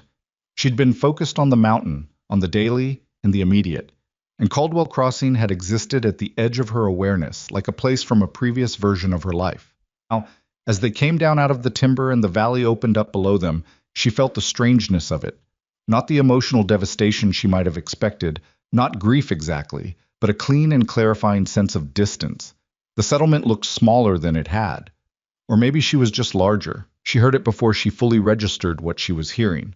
The quality of silence that moves through a public space when something unexpected arrives. They rode into the main street of Caldwell Crossing in the mid-morning, and she watched heads turn, watched the turning become stillness, watched people stop what they were doing and look. She had expected to feel the old thing, the settlement girl's instinct to make herself smaller, to fold herself down into something less conspicuous. She was surprised to find she didn't feel it at all. She sat straight in the saddle and looked back at whoever looked at her, not with aggression, just with the calm of a person who has been through a harder winter than anyone watching and is neither proud of it nor apologizing for it. At the trading post, the man behind the counter, A heavy-set man named Dern, who had known Rowan for years, looked at Eliza for a long moment before looking at Rowan. "This the Hale girl?" he said. He didn't mean it unkindly exactly. He was just a man who said what he was thinking without particularly editing it. "This is Eliza," Rowan said. His voice carried no inflection, but it carried weight. The kind of weight that specified, without elaboration, that Hale girl was not the adequate term and would not be used again. Dern looked between them for a moment. "Right," he said, and began pulling out the ledger. She explored the settlement while Rowan conducted his trading, taking the children with her. Caleb wanted to see everything and narrated the experience in a continuous stream of observations. Jesse looked at things with the focused attention he brought to everything, storing information. Nora walked beside Eliza with the particular composure of a girl who had grown up on a mountain and was not especially impressed by a settlement, which Eliza found quietly satisfying. She went to the general store. She needed thread, and she needed salt, and she had a short list of medicinal supplies she'd run low on over the winter. The woman behind the counter was someone Eliza recognized, Margaret Holt, who had lived 3 streets over from her father's house, and had been the kind of neighbor who noticed things and remembered them. Margaret Holt looked at Eliza with an expression that went through several stages in quick succession: surprise, assessment, and then something that might have been revision, the visible experience of updating a prior belief. "Eliza Hale," she said. "Mrs. Holt. You look—" She stopped. Started again. "You look well." "I am," Eliza said. She put her list on the counter. "I need these things, please." While Margaret gathered the supplies, she asked the question that was clearly the real question. Is Creed? She seemed to be working out how to phrase it. "Are you all right up there?" Eliza looked at her steadily. She thought about how to answer this with the precision it deserved. "I'm better than all right," she said. "The children are healthy.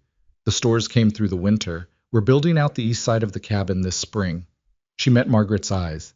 "It's home." Margaret Holt looked at her for another moment, and something moved through the woman's face that was difficult to read but felt like a genuine reckoning. The adjustment of a story she'd been telling herself about how this had gone. "I'm glad," she said, and meant it more than Eliza expected. She found her father in the afternoon. She'd known she would have to. He was sitting outside the saloon in the thin April sun, looking older than 5 months ought to have made him, and he saw her coming from half a block away and sat up straighter in the way of a man who isn't sure what to do with his hands. She stopped in front of him, looked at him. He looked back at her. His face worked through several things.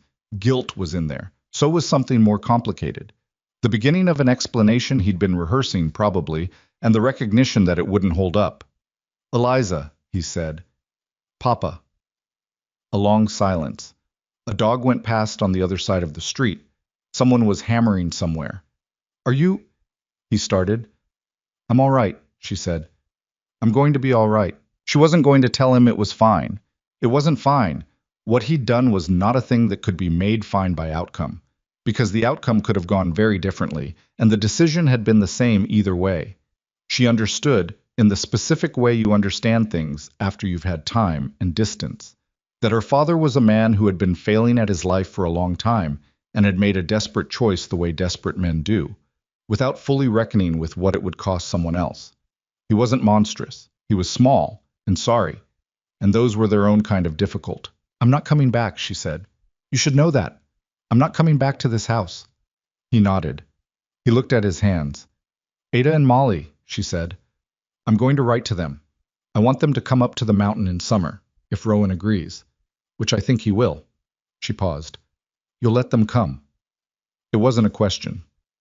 "Yes," he said, quietly. She looked at him for another moment. At the man he was, with the gap between who he might have been and who he'd become sitting visible in his face like something he'd long stopped trying to hide. "Take care of yourself," she said. "Actually try." She walked away. She didn't look back. Not because she felt nothing. She felt a complicated, heavy something, the kind of feeling that doesn't resolve into a single emotion but sits in the chest as a whole weather system. But because looking back served neither of them. What was behind her was behind her. It had made her who she was, and that was the whole of its utility. Rowan was waiting near the horses when she found him, the trading done, the pack mule loaded. He read something in her face when she approached. He always read something in her face. And he didn't ask about it directly. Ready? He said. Yes, she said. He helped her up onto her horse, which he did not usually do. It wasn't necessary. She could mount on her own and always had. It was just a thing he did, one hand briefly at her elbow as she swung up and then released. She settled into the saddle and looked down at him for a moment, at the gray eyes looking back at her with something in them that they'd been working up to for months now. Rowan, she said. I know, he said. Just that. She almost laughed. You don't know what I was going to say. Probably not, he said. But whatever it is, I know. She looked at him for a long moment. At the man the mountain had made, and the man the mountain hadn't managed to finish making alone, and the distance between those two things that she had somehow become part of without planning it. All right, she said. Let's go home. They rode back up through the timber as the afternoon light went gold and long across the snowfields, the five of them strung out along the trail in their usual loose formation, Caleb up close behind Rowan, chattering about everything he'd seen, Jesse quiet behind him, Nora riding level with Eliza. The mountain received them back into itself the way the mountain received things it had decided to keep. Without ceremony, without commentary, just the closing of the trees around them and the rising of the elevation and the gradual fading of the valley, sounds until there was nothing but the horses breathing and the wind in the high pines. Nora pulled her horse alongside Eliza's. They rode that way for a while without talking. Then Nora said, You're going to stay. Not a question, a statement. Yes, Eliza said. Nora nodded slowly. She was looking ahead, at the trail, at the mountain rising into the blue above them. Good, she said. They rode the rest of the way in the comfortable silence of people who have said the important thing and don't need to elaborate on it. The cabin came through the trees in the late afternoon, the chimney cold because no one was there to feed it, the windows dark, the woodpile on the side still stacked with the careful solidity that Eliza had made her own project through the winter months. She looked at it, this structure on the side of a mountain, this thing built from labor and grief and stubbornness, and felt the specific quality of feeling that she didn't have a single word for, the feeling that means, this is mine and I belong to it, and it belongs to me. She dismounted and tied the horse and went inside to start the fire. That was the work. That was always the work. Not the dramatic moments, not the avalanche or the sick child or the man thrown across a cabin floor, but the daily, unglamorous, continuous work of keeping a fire going and a family fed, and a life built in a place that asked everything of you in return for something that couldn't be measured in the terms the valley used for measuring things. She got the fire going. The children came in behind her, Caleb immediately exploring the cabin as though he'd been gone a year rather than a day. Jesse moving through his evening routine with the quiet competence that had become one of the most reliable sounds in her life. Nora took her place at the kitchen counter without being asked, taking up the portion of supper preparation that was hers without discussion. Rowan came in last, having seen to the horses. He stood in the doorway for a moment, looking at the room, the fire, the activity, the noise of Caleb's narration resuming where it had left off during the ride, the smell of food starting, the amber light of a cabin coming back to life. He looked at all of it with an expression she could read now, clearly, without effort. He was looking at it the way a man looks at something he was afraid he would lose and hasn't. He looked at her. She looked back. Across the room, across the noise and the movement and the ordinary life of it, the thing between them sat plain and named in the air for exactly as long as it needed to before he crossed the room and she turned back to the stove. Hungry? She said. Starving, he said, and sat down at the table. This was not the end of the difficult things. She knew that. The mountain didn't make promises, and neither did life on it. There would be more bad winters and more illness, and more of the thousand small and large emergencies that this country generated without apology. Rowan would make decisions she disagreed with. She would make decisions that frustrated him. Nora would go through whatever the next years of her life required, and it would be hard in ways none of them could predict. Jesse would grow up quiet and capable and private, and Caleb would grow up loud and curious and attached to everything, and they would all become people that the circumstances of this particular winter had helped shape without any of them choosing it. That was the thing about hard places and hard times. They didn't build the people you planned to be. They built the people you actually were, the ones that had been in there all along waiting for sufficient pressure to come fully into form. She had been sold for $40. She had been traded like a problem to be solved, handed to a stranger with a bad reputation and a mountain full of grief, and everyone who had known about it had shaken their head and thought, that girl won't make it through the winter. She had made it through the winter. She had made it through Harlan Pike, and a sick child, and an avalanche, and the particular daily endurance of building trust with people who had every reason not to give it. She had made it through herself, through the fear, through the moments where the easier thing would have been to go smaller, to want less, to ask less of the life she'd been handed. She hadn't gone smaller. She didn't think she could have, even if she'd tried. That was the thing the mountain had shown her that she hadn't known before she came up it, that you don't discover what you're made of in comfortable circumstances. You discover it in the places that demand everything and give you nothing for free. You discover it in the cold, in the work, in the night you sit beside a sick child and refuse to stop trying, in the moment you look at a man pinned under a fallen tree, and your body finds something beyond its own limits because there is simply no alternative. She had been a girl sold for $40. She had become the woman who kept the fire burning on the highest ridge. Outside, the mountain held its ground in the last of the evening light, permanent and indifferent and vast, as it had been before any of them arrived and would be long after all of them were gone. But inside the cabin on its flank, the fire burned and the food cooked and the children made the sounds of children at the end of a long day. And Rowan Creed sat at the head of the table he'd built with his own hands and looked at the life inside his walls with something in his gray eyes that he hadn't had when winter started. And Eliza stood at the stove in her fur coat, in her home, on her mountain, and she was warm all the way through. It's all fucking dead ends, man. Where's the way forward? Whoa. Yo, they quite a hurt. They quite a hurt. Ribbo, catch. My turn. Your turn.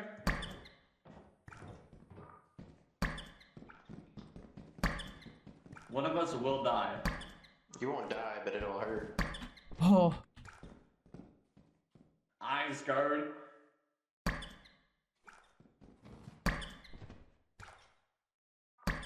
Point to which one you think is gonna win, Chandler. So what's the odds?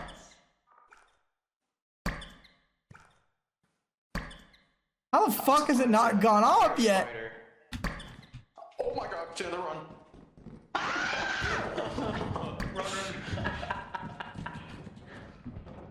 Grab the egg! Alright, I'll handle it. If you got that first try, I was gonna be pissed. Got it! Wait, you killed it! Bitch! Nice. Let's go. Too freaking easy, man. Oh, fire exit.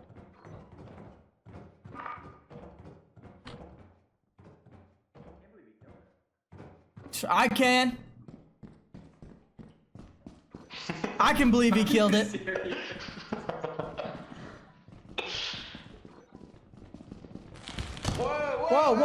Whoa. Yeah, Let's get a weapon. What does that sound? I don't know. Well, B3. Guess we gotta stay here. I'll go get it. Wait, we didn't go up there. What's that sound? Did we go down here? Yeah, there's nothing there. We came through. Oh, this is new. Is there a door on the other side? Can't see. Who, you want to do the parkour? I'll do it. There's nothing over here.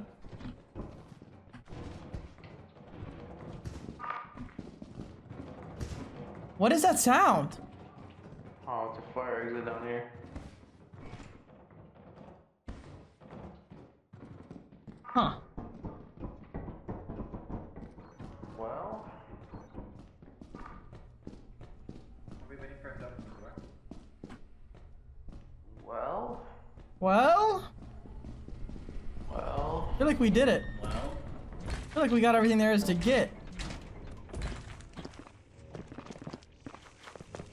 Let's open I don't think I B3. picked up a single thing.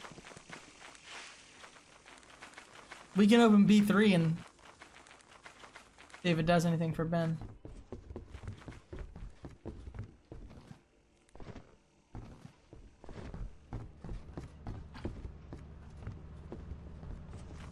Don't look at me with that jump. I was curious if you'd make it or not.